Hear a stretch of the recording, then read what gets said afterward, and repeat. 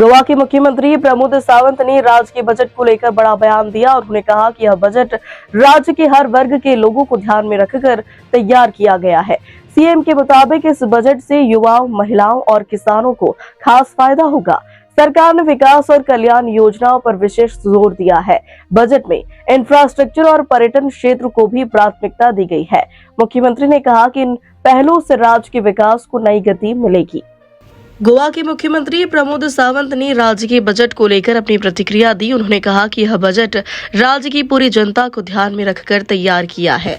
मुख्यमंत्री के अनुसार इस बजट का उद्देश्य हर वर्ग के लोगों तक विकास का लाभ पहुंचाना है।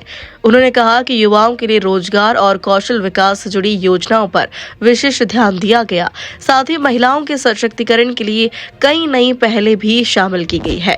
किसानों के लिए भी राहत और सहायता से जुड़े प्रावधान किए गए हैं। मुख्यमंत्री ने बताया कि बजट में इंफ्रास्ट्रक्चर के विकास को प्राथमिकता दी गई है। सड़कों, सार्वजनिक सुविधाओं और अन्य बुनियादी ढांचे को मजबूत बनाने की योजना है। इसके अलावा पर्यटन क्षेत्र को बढ़ावा देने के लिए भी कई महत्वपूर्ण कदम उठाए गए हैं। सरकार का मानना है कि पर्यटन के विकास से राज्य की अर्थव्यवस्था को मजबूती मिलेगी और रोजगार के नए अवसर पैदा होंगे। मुख्यमंत्री ने कहा कि यह बजट विकास और जन कल्याण के संतुलन को ध्यान में रखकर तैयार किया है। मुख्यमंत्री सुकन्या कौशल्य विकास योजना, which is 100% tuition fees waived for the girl child in ITI.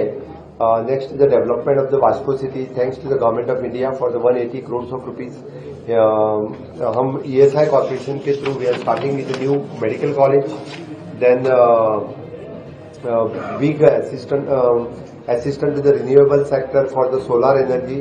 We are subsidy for another 3 years.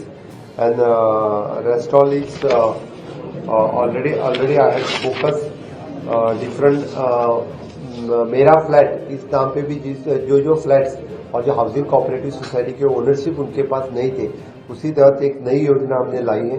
इसके लिए भी गोवा के बहुत सारे लोगों को फायदा हो जाएगा। We have increase the journalist pension by 5000। इसी तरह से गोवा का ये बजट जो यूथ, वुमेन और किसान इस सबके लिए जो साथ में लेते हुए ये बजट आज हमने पास किया। डेफिनेटली टूरिज्म सेक्टर में जो टूरिज्म हॉस्पिटलिटी इंस्टीट्यूशन जो गवर्नमेंट ऑफ इंडिया ने अनाउंस किया वो एस्टैब्लिश करने के लिए गोवा सरकार पिच करेगी।